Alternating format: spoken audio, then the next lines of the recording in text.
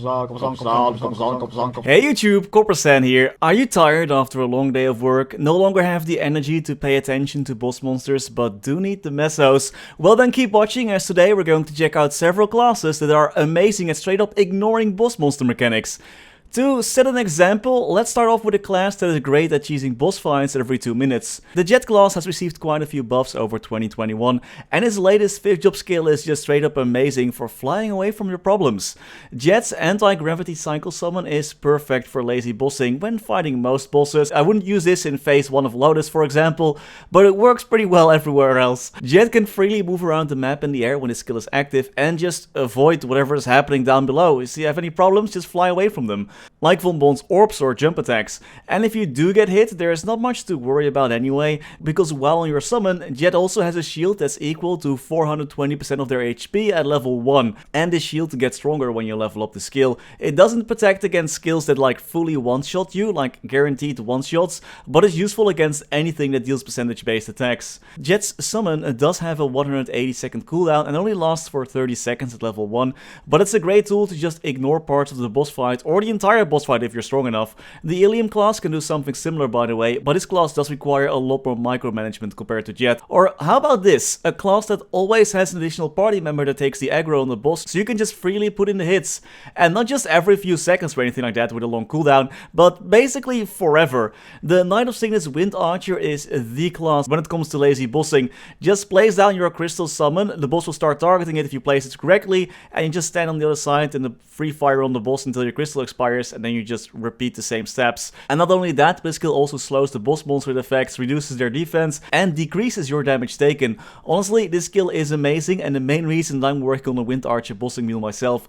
Unless you're fighting boss monsters with a lot of AoE attacks, it is amazing for a lot of boss fights. And the Wind Archer class, similar to Jet, also has a 5th job skill that can give them a really nice beefy shield. This skill can block out a ton of percentage-based attacks, so you never have to worry about your actual HP dropping unless it's an actual one-shot. Plus, the skill has a relatively short cooldown and a long duration, meaning that it's up quite a bit. If you prefer a lazy class, but with a bit more active approach when fighting boss monsters, then there is the Michiel class.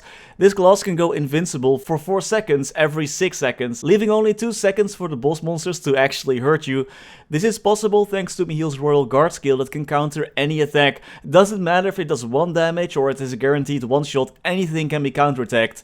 This does mean that you have to pay a bit more attention to the boss monsters just to make sure that you can counter an attack properly, as there is only a small window to use the counter skill, so you have to learn the boss mechanics.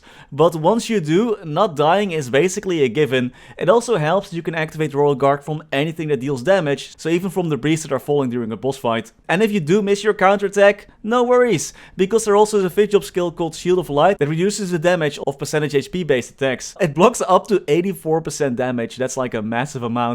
And if that ain't enough, there's also a 5th job skill called Light of Courage that creates a shield around yourself and your party members based on the total party's HP. You can tank through anything with this class, honestly. And next up is a class that has a little bit of everything, the Demon Slayer. This class has 3 different skills that can make them invincible for a few seconds, and these skills have a 30 second, 90 second and 240 second cooldown. With the 30 second and 90 second ones being 3rd and 4th job skills, those cooldowns can be lowered or skipped even if you have the chance to skip cooldowns in your ability. I had this at one point, it was hilarious to use like 3 iframes in a row, beautiful. But there is more tankiness to this class. Thanks to the Possessed Aegis skill they learn in the 3rd job advancement, they also have a 30% chance to block attacks. That's a little guard text that you see above my head when it activates. And when you guard, the Demon Slayer also recovers HP and Fury, but this class already has a ton of self-healing anyway, so I wouldn't be too worried about any potion lock anytime soon. Speaking of guarding attacks, there is another class that is really good at shrugging off anything boss monsters throw at them, and that of course is the Explorer class Paladin. Paladins have a 40% chance to guard attacks in general, which already is pretty crazy, but thanks to their Divine Shield they can block even more attacks. This skill blocks 10 attacks in a row, and if you're hit by anything that deals percentage-based HP damage, that damage will be reduced by 25%. This shield skill only has a 30-second cooldown and works passively, allowing the Paladin to just shrug off whatever the boss monster throws at them. And in case that wasn't enough yet, their Synchro Sanctity hyper skill gives them an additional 30 seconds of invincibility. This skill does have a 5-minute long cooldown, but it can be lowered by ending the skill earlier.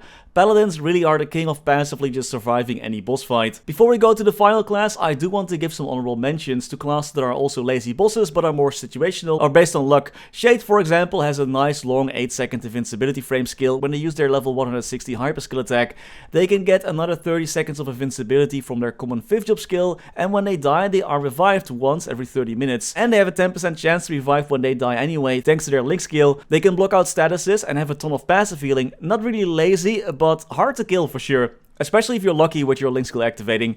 Another class that I want to mention is the Dark Knight. This class has a crazy amount of self-healing, and when they die they are revived thanks to the Dark Pact, becoming invincible for 40 seconds, which can be extended even more with buff duration. This skill does have a 15-minute cooldown, which can be lowered to 10 minutes, but after the Explorer revamp, which is coming with the Destiny update, that will probably be released in about 6 months from now, the revive skill gets changed, giving Dark Knights the ability to select one of 3 revives. For example, there's one mode that grants 8 seconds of invincibility every 80 seconds, which makes this class have a lot more survivability during boss fights, but that's of course looking in the future.